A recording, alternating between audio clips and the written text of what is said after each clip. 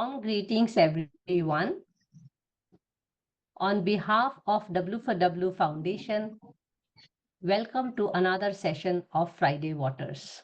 Today, the Friday Waters is on Water Talkies, which means we are going to talk about a film made on and about water.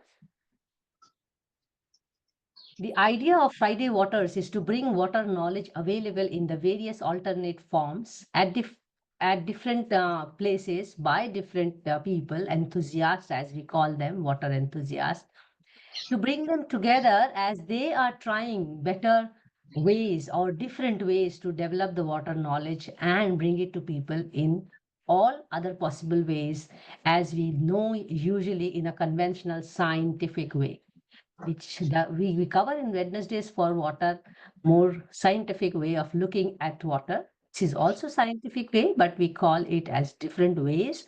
In Friday Waters, we look at water talkies, looking at films, documentary films. We have water reading club when we invite authors. Then we have water thesis club when we invite PhD scholars. We have water arts, other artists than films. And then we meet a maestro.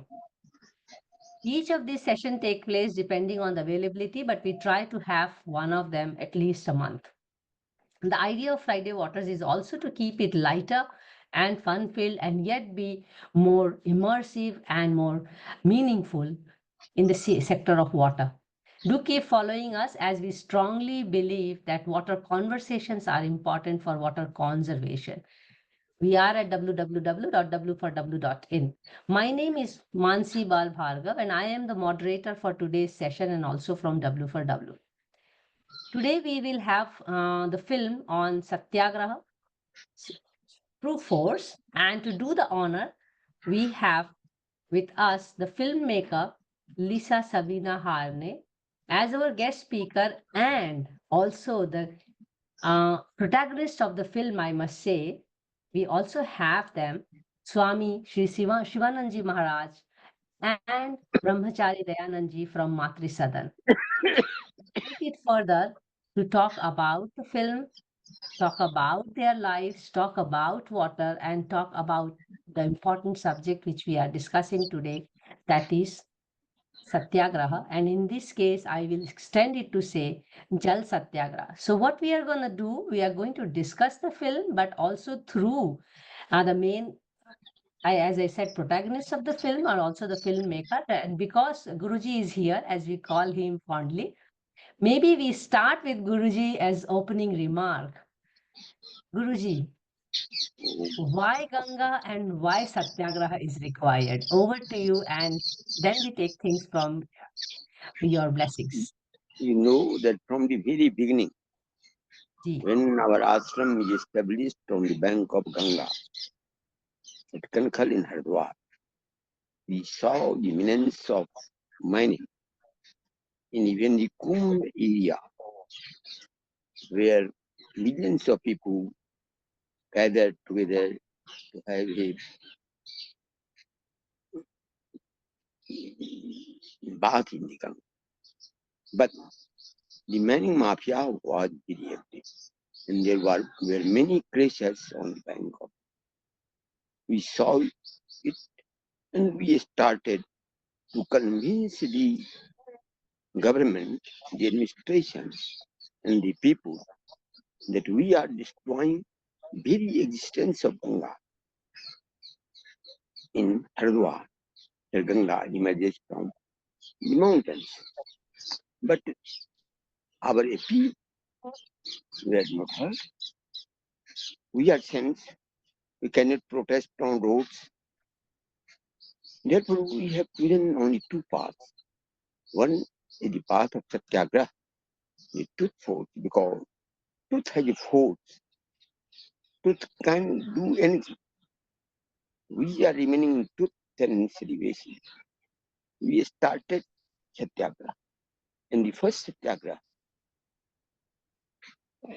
Swami Nigmanandji and Swami Gokulanand, both were sons of Masidam, sat on Satyagraha, and the administration had to realize this is our first Satyagraha. But the mining mafia was very strong. even strong today.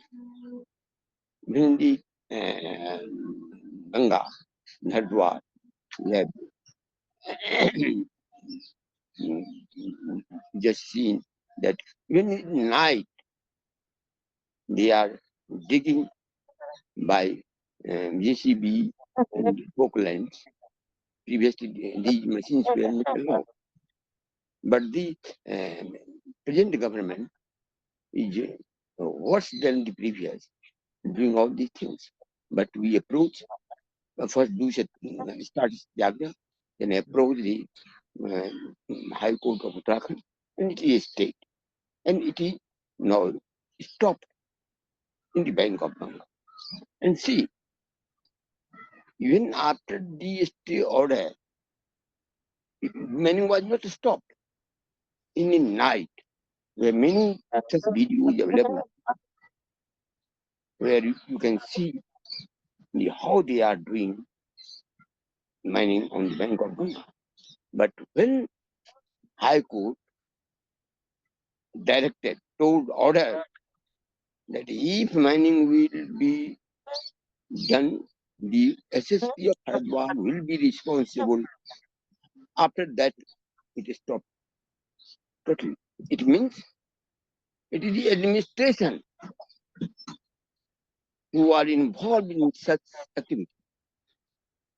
So this is the way once after the marriage of Swami Nigmanandji, Nisha Sabina Harney, who is the director of this documentary, Truth Force, was here to do some documentary on Nigmanandji.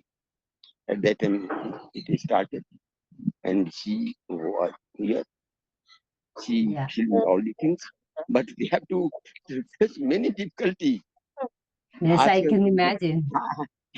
Ask Lisa how the Yes. administration were there to snatch her documentary, to snatch her film. Yes. But she very cleverly escaped from here, and she shared the documentary. And that documentary was awarded as the first one in the film festival itself. That Yes. you can see this film. And we are still with more vigor force, with more power, with more will to face all the difficulties and do whatever we can. We are doing. Still, we are doing. Not only in the field of Ganga, but in the field of missing time and also many other things that we are still doing our best. Whatever we can. Thanks to you and thanks to Lisa. Sure, Pranam Guruji, we will still come back to you, so stay tuned. Before I invite Lisa, let me just play the opening of the film and then we can really get warmed up with exactly what we are talking about. Please confirm if you see the screen and hear. Yes, yes, yes. I'm seeing.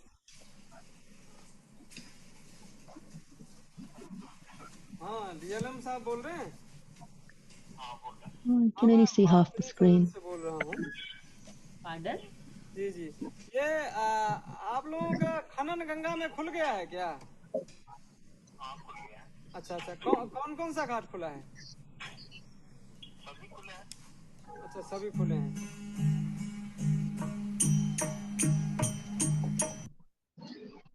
So let me just now invite Lisa Sabina Harney. And before I make her introduce the idea of the film, I would also like to first share my deep gratitude for her to take out time to talk to us and also give a brief introduction about her. Lisa Sabina Harney has spent 15 years working intensely as a writer, producer, and director of award winning documentaries and documentary dramas. She has made films for many of the major broadcasters in both US and UK, the BBC, PBS, RTE, Discovery Channel, Channel 4 UK, Channel 5 UK, MTV, to just name a few. She is recipient of a Golden Eagle and Hugo Award and has been shortlisted in the BAFTA Award as well. So I'm just keeping it short for now because I would like to hear from you, Lisa. and then take things from there. So, Lisa, Ganga, Matri Sadan, Satyagraha. These are big three words which comes out. And of course, you as your life. I mean, how did you land up learning about this? Thank you so much, Lisa, for joining. Over to you. Yeah, thank you so much. I'm really happy to be here and very happy to meet you and very happy to see Guruji again. I mean, I think, given that sort of biography introduction just now, that was sort of my previous life, you could say. I used to be a filmmaker. I actually don't do it very much anymore, a bit. Not as no, I was very professional in those days. These days I'm more of a sadhaka. What I could say is that I have a very strong interest in meditation and spirituality, and always have. And I followed this in other countries that I lived. But India was always, somewhere which I returned to over and again because I was, deeply enamored by and Indian sort of religion, Indian religion, culture, and spirituality. So there's a lot to learn from India, and so I've been coming there to meditate up in the I'm Himalayas not for hearing a you, number of Lisa. years. Are you not hearing me? I don't know how to turn it up. You Yeah. can't. You can you hear me now? Now hear you. Now hear you. Yeah. Okay, Go all ahead. right. So I'd been meditating in the Himalayas for some years on and off, and I met Matri Sadan through a complete coincidence. I was in Badrinath looking for a place to meditate. I'd wanted to meditate for some time up there, and they have an ashram up there, which I didn't know. And so I kind of got introduced to this ashram because I was desperately trying to look for a room because there were so many pilgrims there that there was nothing affordable to meditate in for a period of time. Like for one night, 2 nights, fine, but I wanted to stay for a good long time. So and Gurudev, he sort of very kindly kind of accommodated me. And I stayed there. He left the next day. I stayed there with Swami Nigmanand for 6 weeks or something like that, and became very sort of. I was meditating, so not, I wouldn't say very close, but we'd formed a bond of friendship in that time. So Satyagraha, I was still at that point still making films in a full-time capacity, and when Guruji told me that he'd passed away, I was, and he thought that he might have been murdered. I was, instantly upset and wanting to try to find out what actually happened. So that was the impulse to start the film. Aside from that, I'd made some very small documentaries over the years in India on the Narmada River and the dams there many years before that with Arundhati Roy and people like that went in the beginning time. So I'd had that background already, although I'm not an engineer or a scientist. So I don't, I can hear some feedback coming on the microphone. Anyway, yeah, so I don't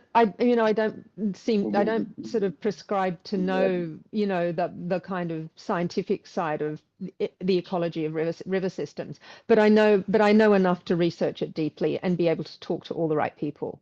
So I had an interest in it anyway, Indian rivers, and so making the film about it was an exploration, not just of the death of Swami Nigmanand, but also just the death of the Ganga and Yeah. why it's happening. And in that small subsection of the Ganga, which is, it's maybe 20 or 30 kilometers long compared to the 150, 2,000 kilometer long river, that was a sort of microcosm, you could say, for a macrocosmic problem. Tracing the whole river, and of course the Ganga, it's not like she's an ordinary river either. So it was very deeply emotional and personal for me. So that was how it Yeah. started. Interesting, because and you touched a very important part that Ganga is just not a river. There is a serious emotional connect that we all carry, and that emotional connect is not limited to people from India alone. And Yeah. And maybe just to get a younger perspective and also looking at what it is to be knowing Ganga or being part of living there. I have never lived by its banks, but I'm sure Brahmachari Dayanandji can throw some light from his own life experience. What is Ganga Maya for you, Dayanandji? Over to you, and thank you so much for taking out time for us. Ji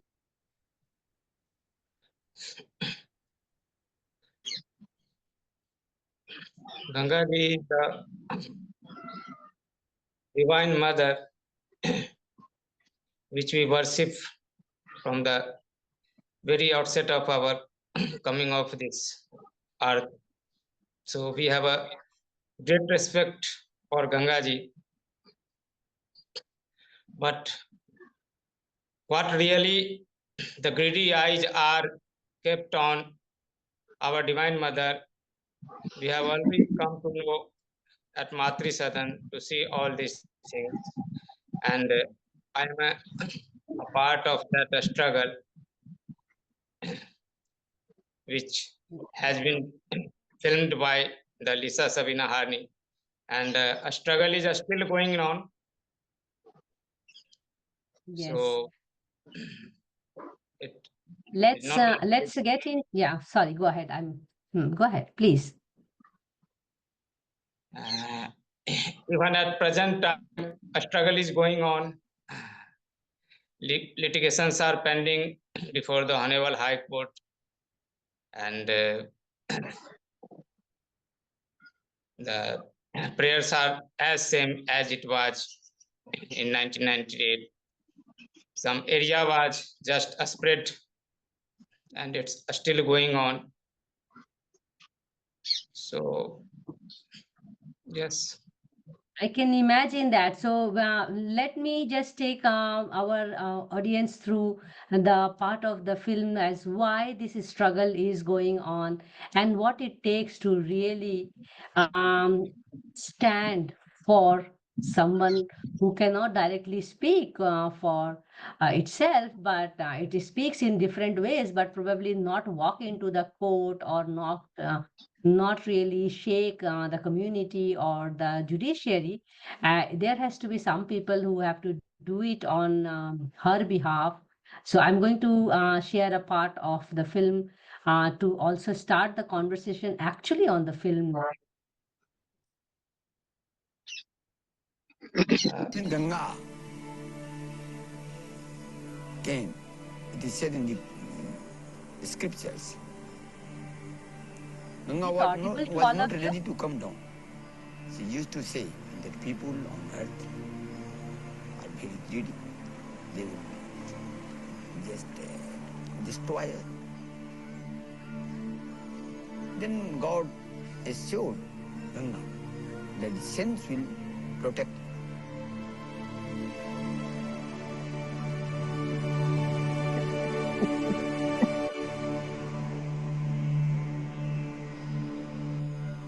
The time has come,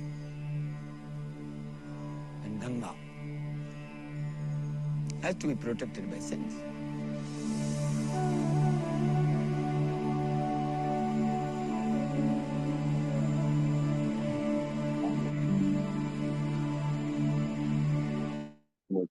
Stopping here with this important information as a very strong responsibility that saints are saying that Ganga has to be protected and saints have to take that responsibility. So coming to Lisa now, making of the film. So when you started making the film, you started also understanding the life of saints probably from the Satyagraha perspective. Of course, you are also exploring your own spiritual I will say immersion in terms of water, in terms of other aspects of life. But just to understand from you now, where do you see that saints are really taking that responsibility to protect, or I will say conserve, or even just be a voice of this silence? Lisa? So it's an interesting question, because you wouldn't really attribute, the responsibility of saints to protect the environment. That seems to be the kind of the realm of the environmental warrior, the eco warrior, the this, the that. But in this case in particular, because Ganga's been invested so much over so many thousands of years by many, many, many saints, and it's been in lots of spiritual and religious literature over so many thousands of years that we have access to, and then well before that in the oral tradition.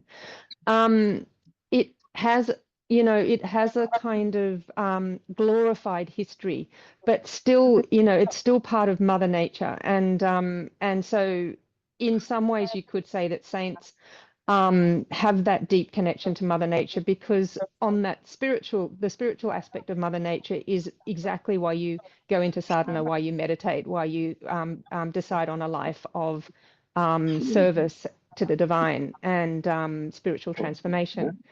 And so Ganga is sort of like the queen of all of that. That's maybe how I would put it.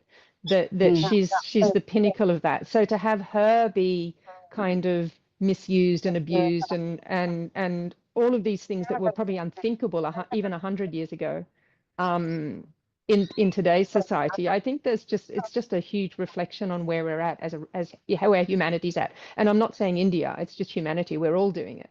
Yes. Yes. And so So I'm we've go ahead. I was going to say we've just de-sanctified nature, Mother Nature, and she's kind of lost her dresses or something. We just don't respect her in the same way, and so Ganga is the pinnacle example of that, as far as I'm concerned. Yeah, I will relate it with a kind of economic theory where we say the state of woman and water in a country already talks about the status of society that way. And in Hindi also it's quite prevalent here, neer or nari ke liye. So I want to just showcase the little part of day one of Satyagraha and come back to you and Guruji. What was it to do about? So just excuse me, I'm sharing again the part of the film. Uh,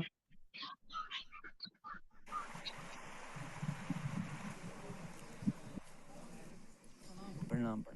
ऐसी हालत में या आप ही को तो DM कहता था कहाँ खनन हो रहा है, आप ही का पेपर छपता था ना। This fast is deeply personal for Swami Shivanand. Just 4 months earlier, his beloved disciple, Swami Nigmanand, had died on Satyagraha. He died not aware that finally a bench of the Uttarakhand High Court had found grounds in his petition.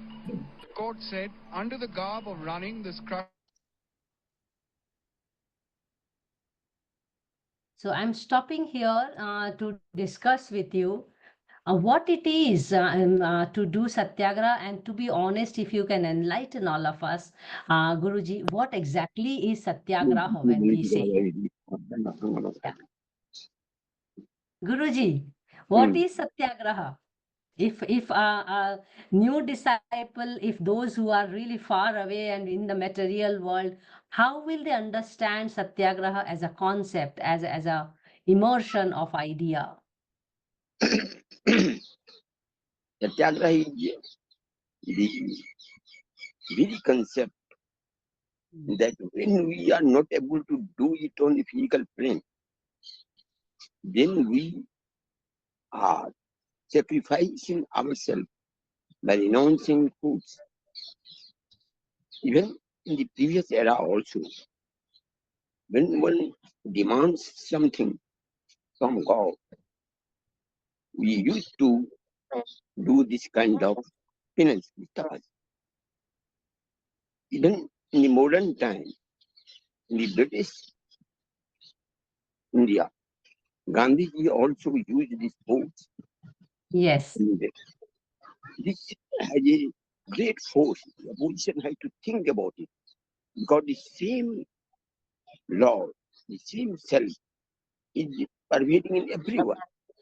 When we are renouncing the food, we are emerging in our Atman.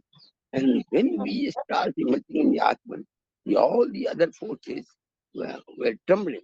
They have to realize it, that we have also recognized when in British India, in British era, also they have to realize this force.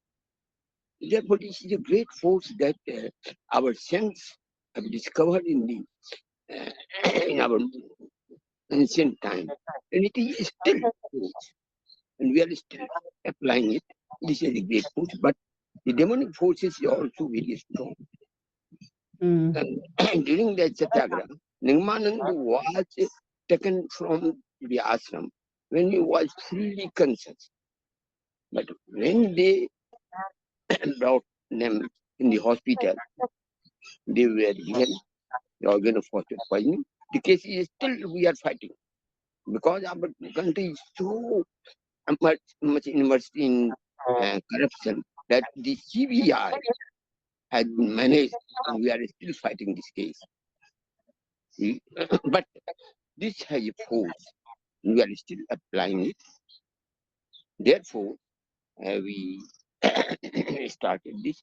And at that time, it happens that Nigmanand was just few days ago, he was died, he died. And Lisa was here to do something. At that time, they started mining, and we started it. And that's of our own day. And this is the a chance that every day there are something. There are many occasions, many incidents where not covered because the administration has not forbidden at that time to do any photography. But we are seeing that this force is still strong, and that you can see in the documentary itself that in the 11 days, at the last time, the government had to yield, and they accepted our demands fully. Yes. They did the course of Satyagraha that you can see in this documentary also. Yes, I have seen that, and I want to come back to you later on. Thank you, Guruji. Lisa, the whole idea of Satyagraha now is kind of an environmental justice approach, I will say. What is your learning from this whole process of looking at Satyagraha as a tool?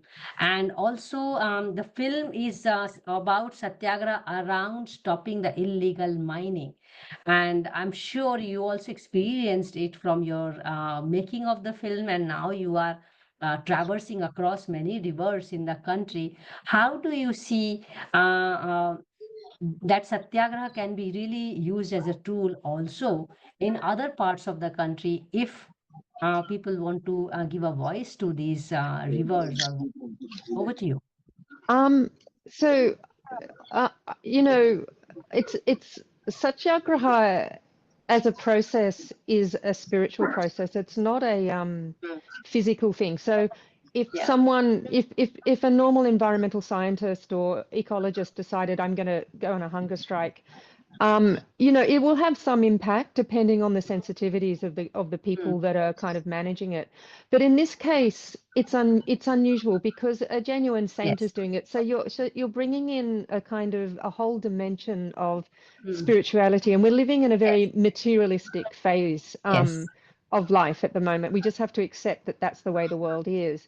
But so what I witnessed with Swami Shivanand, Guruji, he was able to shift the hearts and minds of everybody just by his very presence. So his kind of, you know, you would say spiritual power is maybe the one word, but I would say spiritual love or light had a kind of impact. And so for what should have been a very intractable situation in which these very humble, not very powerful in materialistic sense saints should never win something like this, because the money at stake is so huge, and yet they do over and over. And something to say here is that when I met them in 2010, and the film was made in 2011 and finished a few years after that, they'd been doing it for 10 years, like 12 years earlier, and then another 12 years. So they've been doing this for almost 30 years, and they've got their success rate is really high. compared to the forces that are against them, which are very high government officials and that's explored in the film a bit. So ordinary people, should they do Satyagraha? I don't know. I don't think so. As a tool, I Yeah, think you need saints for that, like someone like absolutely. like Gurudev, because you may not get the result if Mm. unless you're spiritually awake, I would say. Very So well put. Yeah, in fact, I got to know about Matri Sadan. I will be honest on that. I have been already working for 20 years, but I got to know only when I heard about Atma Bodhanji sitting on Jal Satyagraha. So I actually came to meet a young boy to understand, because even I was myself struggling to do something. What can I do to protect the water bodies? And in my case, it is lakes where I work on as in terms of science. And I was quite intrigued and moved by looking at a young boy, of course, on newspaper and media, and I'm going to come to that as well. And I actually went to Matri Sadan to see what is this little boy doing, and how can he sit on Satyagraha, and what is really keeping him on that promise which he has made to himself, to the river Ganga. And how can he do that? I mean, I had a very naive question as a citizen. How can a boy live without food for so many days? And who is this boy? Why is he not looking at his career? And why is he not doing? So I came to Matri Sadan with that kind of question. And of course, then I was enlightened with Guruji and everyone, Dayanandji, I met them. And in fact, I wish to tell you as well as Guruji as well that I run a course on Jal Satyagraha now, and I developed it. I did write articles. So I want to understand from you the way society looks at Satyagraha, the way it is reported, the way it is presented to us. If I read it through media and then I was moved, there is also a bit of role that people like you who are making documentaries, media people who are writing about it, it also plays a deep role in influencing or making people understand that there is some problem. There are people who are trying to work on it, people fighting for it. There are people who are also corrupt. So, all kinds of people. And then, how do you distill yourself as a common citizen about what is right or what is wrong, or how would you like to stand up? What do you think, Lisa, as a filmmaker in the past, and you have influenced with, I looked at other works of yours. What is the power of, filmmaking, a media, which can influence people? I mean, I'm sure you have experienced that in the past as well. How can these kind of important approach or tools can be used to bring people's notice and also enlighten them for that matter? Over to you, Lisa. um so then I would bring up Gandhiji, who Yes. became, through his Salt March, the reason it became so renowned is that he had a Times journalist with him who then published it Mm, in some American whatever. So he got yes. a lot of traction because of that, and that in itself was so touching to so many people that it turned Mm, into this enormous movement. So those days aren't the same. We know we're now over-processed, inundated with so much information and data and all of these things. You could argue that if you did the same thing today, it would just be, a drop in a sea of all sorts of other things.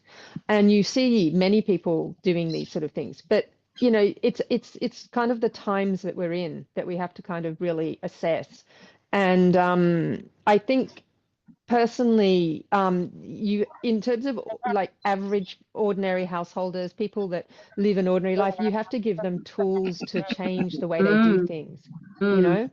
And so, I mean, I'll just give you one example. In Australia, it was mm, in the 70s, I remember, or 80s probably, growing up there. And what happened was that there was a lot of people throwing rubbish out in the forests and the rivers and things like that.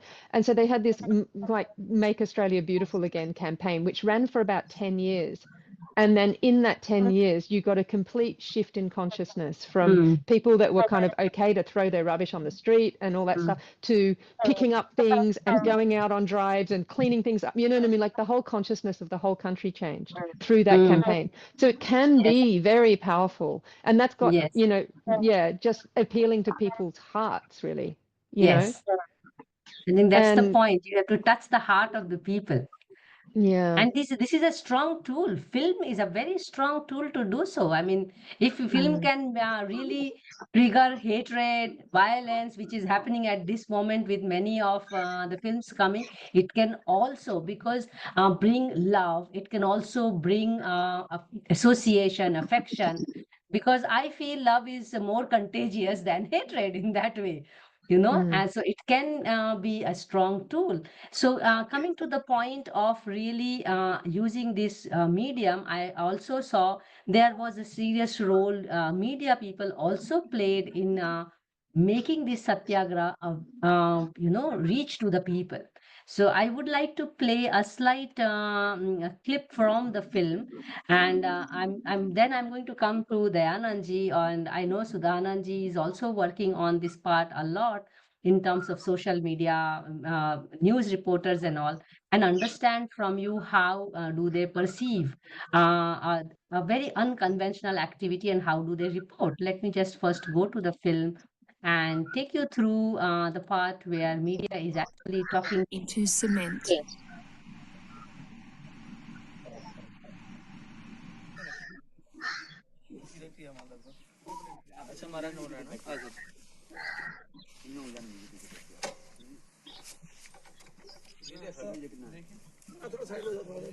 Wait को घटा दें कि शरीर को गिरा दें जो जो कहेंगे वही सुनिए 21 दिन हम जेल में थे यहाँ तो ऐसा करेंगे तो आप लोग कह देंगे कि ये कर रहा है और मैंने चैलेंज कर दिया कि मैं वेट को नहीं घटने दूंगा और नहीं घटने दूंगा जेल में इससे तेज ही बोलते थे जेल में This is the 32nd Satyagraha undertaken by the saints. During this time, they have been offered bribes, threatened, beaten, and jailed. Aside from them, no one has protected the river, and for so long. So this is the story started right from the nearly 1998 years. 1998. On that year, the whole area was being mined to get the stones out of the Ganga bed. Not only the Ganga bed, on the banks, and even they dug out the land you have seen. You see there is a dam. From that dam downward, even up to the 16 kilometer of that point, the whole Ganga bed, Ganga land, Ganga flora, fauna. So I heard Guruji as well as Dr. Vijay Verma. I suppose you are also here. I will also come to you. Dayanandji, I would like to understand from you. The mining is still on. Your Satyagraha from Matri Sadan is still on. How is the media is actually looking at this unconventional reporting of saints, then the reporting about mining and reporting about the wrongdoings? How do they really pick it up? Because for media, it is about TRP, you know, so how much people will, chew as an information or take as an information, will people read? How do they pick Matri Sadan Satyagraha as something which will be interesting for people to read or to see for that matter? What's your experience and Sudanandji's experience also? And I think the younger generation is taking up to the media. How do you really interact with media people? Truth is not very good. I can imagine that. Media is not media, but they are the mouthpiece of the persons who are destroying Gangaji, because they are getting some of the part of the money which the destroyer grow from doing that wrong things. Even We have experienced all these things while Satyagraha is going on. But still, there are some journalists who don't care for that, and they try their best to place the truth in their paper or newspaper, electronic media, but they Yes. are very few.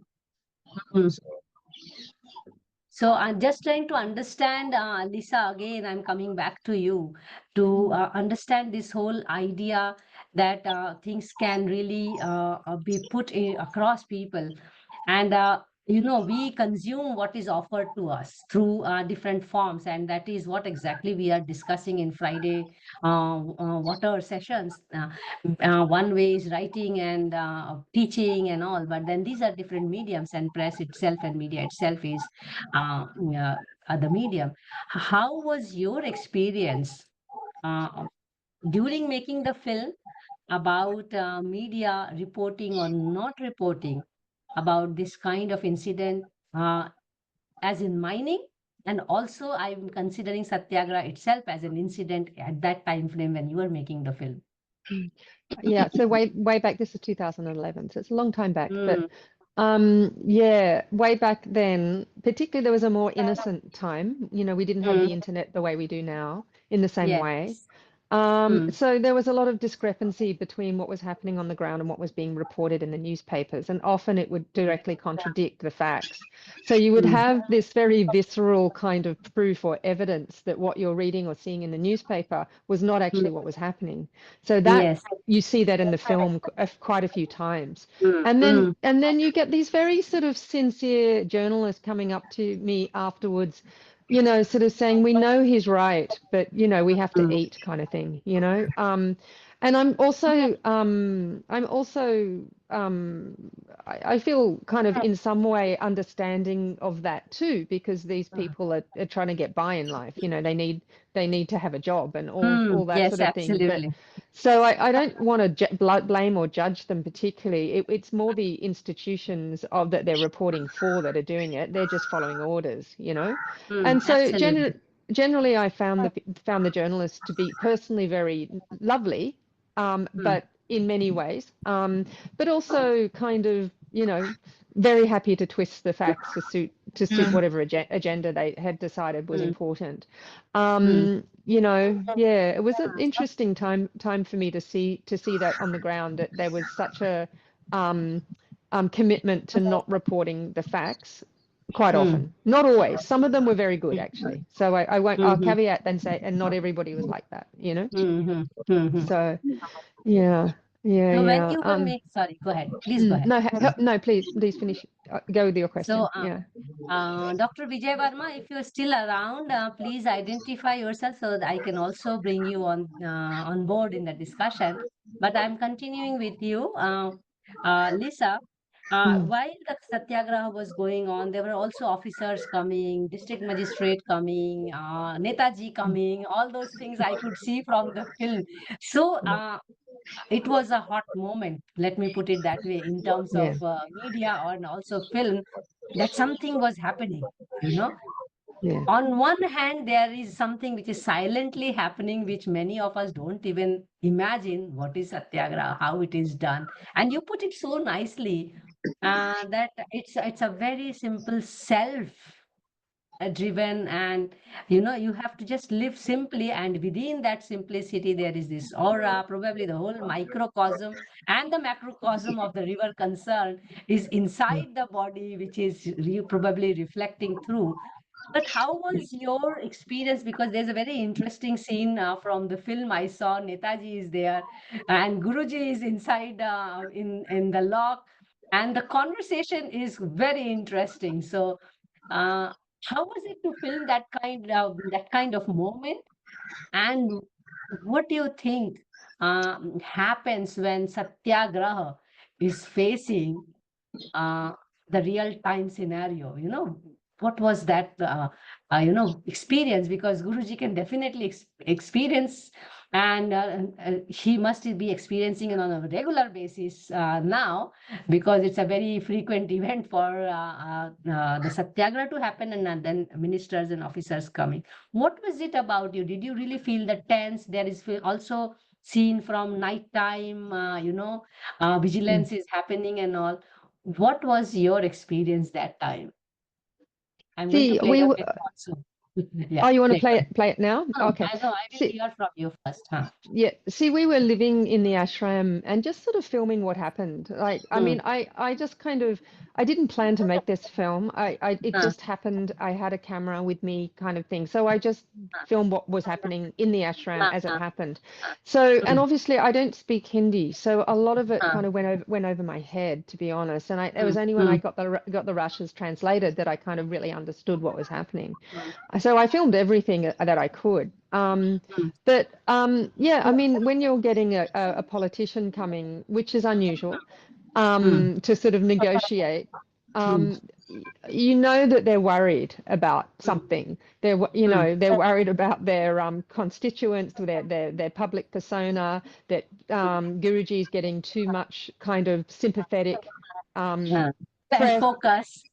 Yeah, and so they're kind of wanting to claim it back and rewrite the history or rewrite the story with their own narrative in the center of it. And so, I mean, I just took a very much a documentary approach in the sense I just filmed what happened. I didn't involve myself at all, Of you know. course. Yeah, you have to be I was, unbiased. yeah, exactly. Exactly. So for me, yeah, I just thought it was sort of inevitable that that showdown would happen in the end, you know. And he didn't come off, he kind of came off the wrong way, I think. You know, like he didn't, what he set out to do just did kind of backfire on him, because Gurudev, he's coming from a point of view of truth, like he's protecting the river, he's doing the right thing.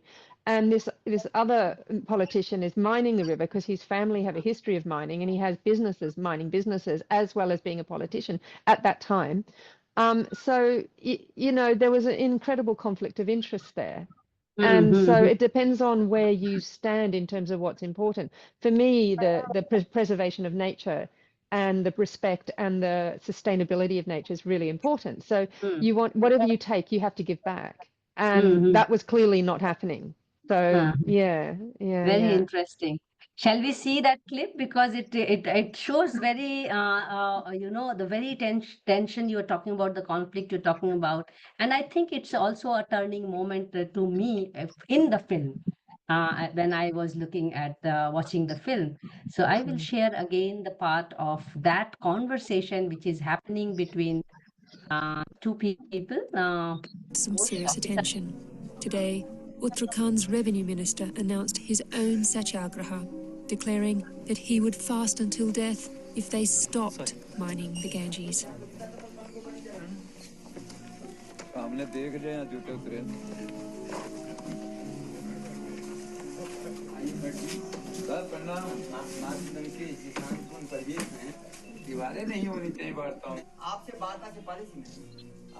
Incredibly, while one of the revenue minister's portfolio responsibilities is to regulate mining on the river, his own family owns a stone crusher in the area.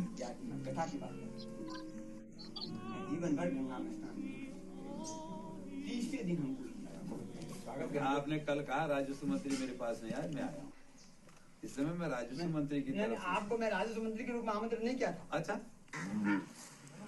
Ganga से मैं फिर आपसे कहना चाह रहा हूँ कि ये राज्य के लाखों लोगों के भविष्य से जुड़ा हुआ प्रश्न है। 2 लाख लोगों का भविष्य जुड़ जाएगा। आज 2 है, कल 4 करेंगे, परसों 8 करेंगे। ये तो एक बात नहीं, आप तकनीकी बात। Anyway, I'm stopping the conversation here because there's an interesting thing which came from it, that it is about many people. It is the mining is required for many people's employment and all. I want to come to Guruji and then on asking about mining, why you see, why saints see is actually killing the river, and why it has to stop. That because the economic argument is put in front of you and you have a social ecological argument, I would like to hear from you, and then maybe Dayanandji, you are going to chip in and talk about then mining and now mining. Where do we stand today? That will be your question, Dayanandji. But Guruji, why one should stop mining when there is an economic behind it? And that's the logic which often is given by the leaders. See, in Haridwar, they used to mine the boulders, which is the part of the river from the very ancient time. Previously, some stones used to come from upstream to downstream. But when the dams started working, this had stopped. And it is simple principle in river mining that only the materials which can be replaced can be mined. But in Uttarakhand, the engineers are so corrupt that they used to give the wrong reports. And we, on the scientific basis, have proved that no stones used to come from upstream to downstream. And the boulders which or the stones they used to mine is in the bed of the Ganga. In Haridwar, the Ganga is flowing between the two mountains. One is Chandi Devi mountain, other is Sabina mountain. And the bed is full of boulders and stones. Yes. If they will mine it, the Ganga will go to the Patak, you can say. Therefore, mining of boulders and stones in Haridwar is not permissible. And on this basis, we used to say that. But they are saying that our development is necessary. What is development? They lost the inner development. We cannot make Ganga Jal. It is true. Yes, we cannot And we make cannot Ganga Jal. make even water. Even we cannot make water. I was about to add to And what that. talk Yes. of Ganga Jal? And till 1986, we used to consume Ganga Jal in Haridwar. But now, we cannot even bathe in Ganga. Yes, we met each other at Mahakumbh and we saw the situation now. And here, even in Haridwar, previously, I used to bathe daily in Ganga, but now I can't.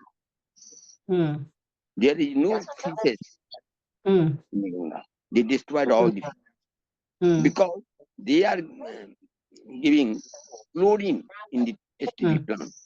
That chlorine has destroyed the fishes and other animals. There are many tortoises previously, but there is no tortoise now. They have destroyed the Ganga. The Ganga water, which has the capacity to cure many diseases, itself now cannot be consumed. This is the situation. What development they want? That is a bigger question. Yes. This is a bigger question. Development We does have not to mean. have a discussion. And What every development we building want? should be such. Previously, we used to live in huts. Even the grasses, the bamboo, and all the things we are using can be reproduced. But why we cannot produce boulder, stone, and this is the basic thing. Therefore, mining is not permissible in Ganga, in Haridwar, and it is why we are being sued. Even downstream, they can take the sand only to which can be replaced. Yes. But they are not doing so. Yeah. We cannot do anything. There must be a cyclic system that what we are doing can be reproduced again. Yes. And So this cyclic process will stop. yes. Then So river has nature that regenerating nature will capacity. stop. Yeah. So we must live with nature. Yes. Even Guruji, our law says this. Our law is already written like that. It is just that we have to follow law. We don't have to go yes, away from the law. And this is why there are many diseases. This is why Yes. people are too restless. You can see in the autobiography of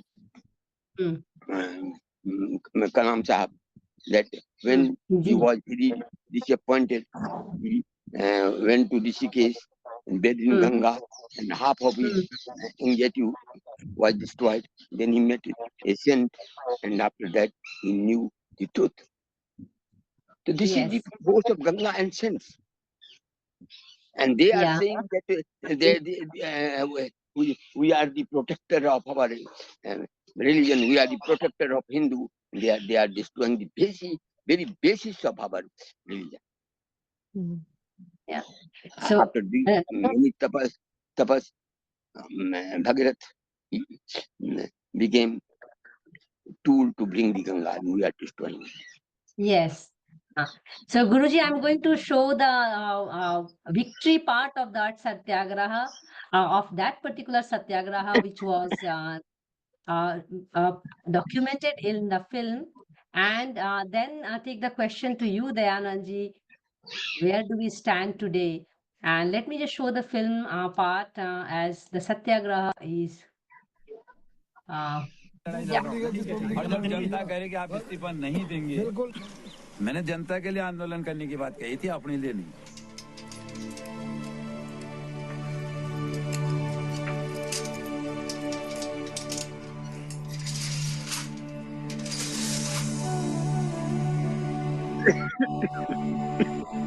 A few hours later, a government order arrived at Matri Sadan. Swami Shivanand had won. जनपद हरिद्वार के गंगा नदी चित्रांकन गढ़वाल मंडल विकास निगम को आवंटित राजस्व लौट बिल्कुल नहीं होती, तब वन विकास निगम को आवंटित लौट जिसे भोजपुर में उप खनिज के चुकान से ठीक हो.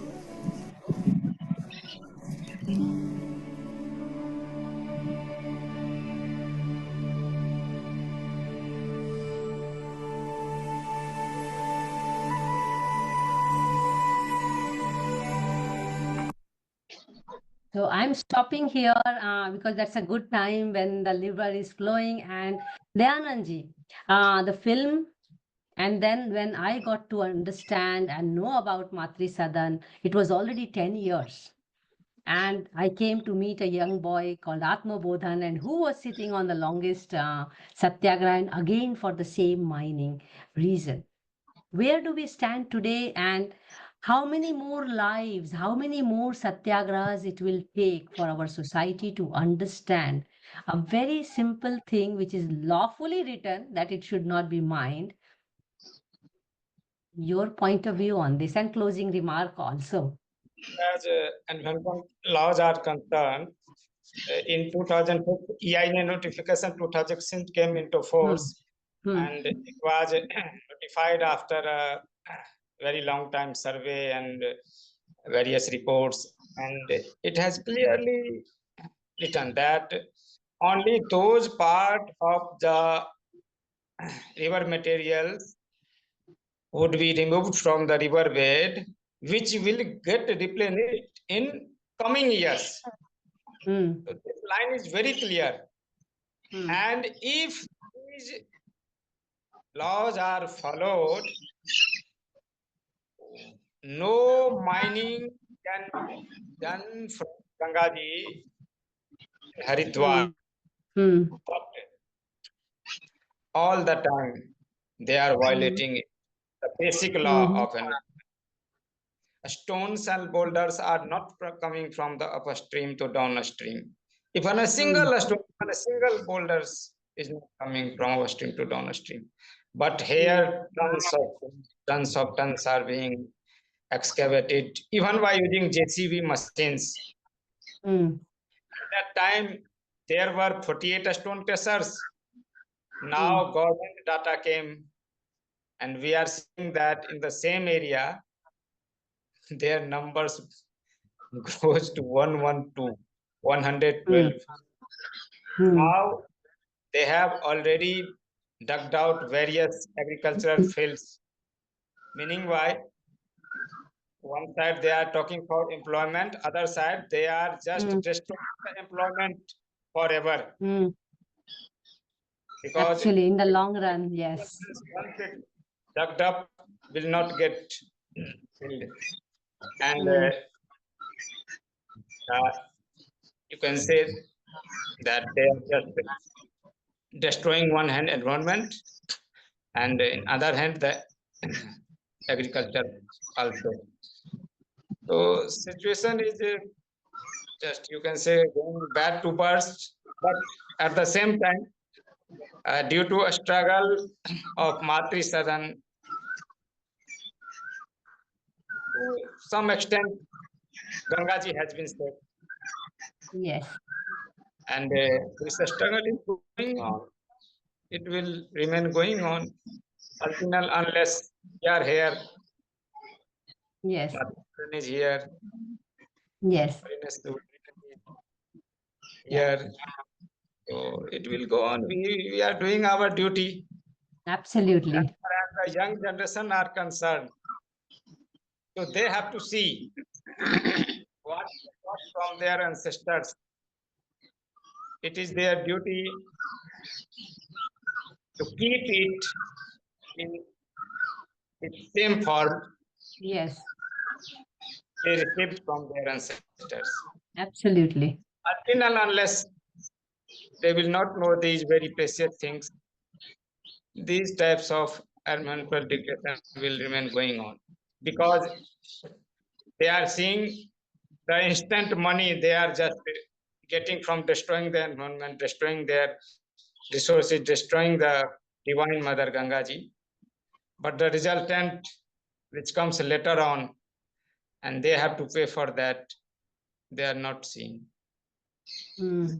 It needs to see the truth, the long-term truth, the long-term effects, because life is based on water. If we don't get water, if we don't get food, we will not survive for longer. Absolutely. I think this is a very strong message. So we have to see and we have to think. Yes. And I think that's most important. We have to think first, because without thinking, people are doing short-term benefits, as you rightly put up. Thank you. I will take the last question with Lisa, because as we are discussing the documentary, Lisa, you made this film, you experienced it, you were already in an immersive journey for yourself as a sadhak, and you see that not much things are changing. And I'm sure you also enjoyed today this conversation with the saints. You were sitting almost 15 years ago, and you are rehearing them. Not probably new for you, but I'm sure the concern is equally growing in you as in them. And I would like to put a line from Medha Patkar, whom I have also interviewed, actually part of a Jal Satyagraha. And she put it so simply, it's a continuum. There is no beginning and the end to Jal Satyagraha. It is a continuous process.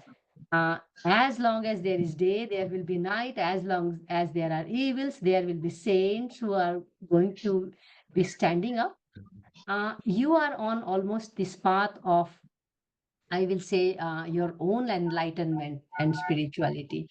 Where do you now find yourself in India, the state of the rivers, the state of the saints, and how do you continue to immerse yourself in this culture? And also, this is your closing remark. And probably I would like to also know, are you still making some films? That will be interesting to hear from you. That's a lot of questions in one question. Yes. I'll try to distill it down to probably what's meaningful for me is that that is kind of material. We're in a dualistic world, as you said, Metapark said, we're good, evil, right, left, right, dark, light, all these things, and so every human soul has its journey along that that dualistic world that we're in, and we have choices all the way along which way we're going to go.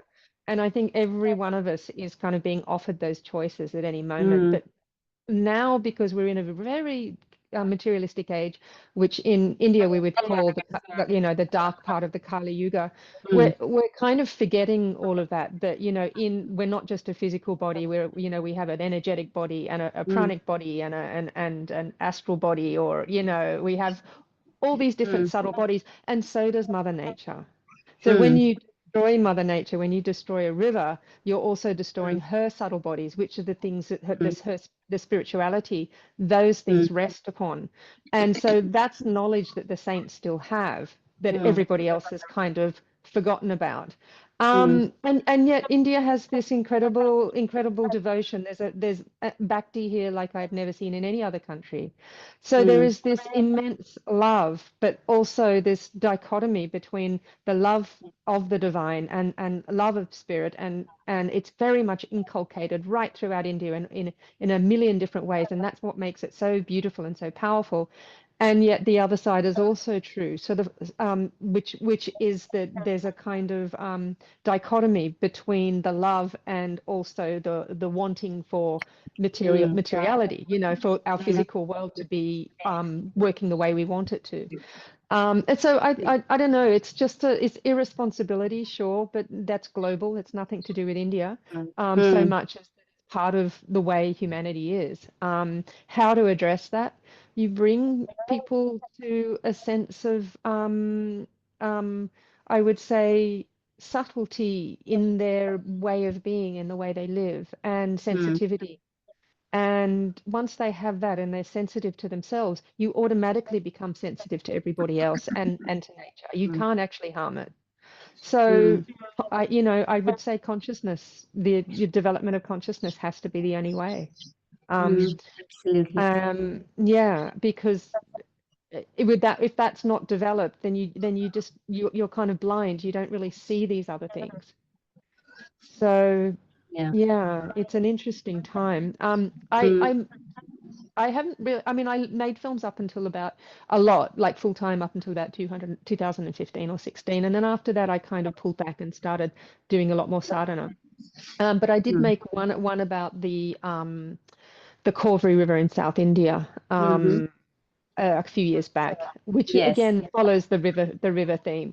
So yeah, and I think rivers are these sort of sacred spots. They're kind of they're more potent than other places in terms of being able to touch those more refined and subtle aspects of ourselves by the presence of the river. So it's there are power spots or sacred spots all over, and developing that vision and knowledge and ability to touch these things and have them reflected internally. I think that's part of the journey. This is what we'd want every single human being to do, because they wouldn't harm nature if they were in touch with it in the right way. And I think everyone has that inner soul, it just needs to be enlightened and awakened. Yeah, 100%. Yeah. So how we do that, that's a big question. I can't answer that one. Yes, I think that's where saints come into picture. And I would like to share with you, and I'm sure Guruji knows that when I met them to meet Atma Bodhanji, and then 2 years later, I actually went, I was in complete understanding that I'm not going to return from Matri Sadan. And that time Guruji had given me blessing that now your life is for water and for Ganga. And you won't believe that within 6 months, I had a project coming from Ganga, and I'm right now working on that project as plastic pollution. So it's a completely different kind of sadhana. And we all have to take that journey. And some of us are blessed to get, and some bit of enlightenment from saints who we get in touch with. And of course, we have to find our own way out in our own lives. And thank you so much, all of you. Thank you, Guruji. Pranam. It was really enlightening again to hear you. Thank you, Dayanandji. And thank you, Lisa. Before I let you go, I would also like to announce the next week. This time, we have been extremely lucky in 2025. Next week, Friday Waters, we again have a film, Water Talkies session, and we are going from Ganga to Rajasthan, and the documentary film is called A Water Trilogy in Rajasthan, and we will have Marlene Negro and Celia Lebarbe, who are going to share with us the water wisdom which women and local folks have been really trying to preserve in the desert of Rajasthan. That's Friday Water Talkies on April 4th at 5 p.m. IST. We will also have next week our flagship program, which is Wednesdays for Water on April 2nd at 5 p.m. IST. And we go to the metro cities of the country and we talk about serving a pipe dream. Is it really feasible to supply water into the metros through pipes? And can we really achieve it forever? So that's a big question which scientists are asking. As I mentioned, Wednesdays we are taking hard talks, and Friday we do soft talks. So thank you so much for supporting W for W to continue these conversations, and thanks all of you. And thank you so much for being present here. And we look forward to continue these conversations, which I hope are meaningful, and I hope someday will touch people's lives. Thank you so much. Pranam. No. Thank you.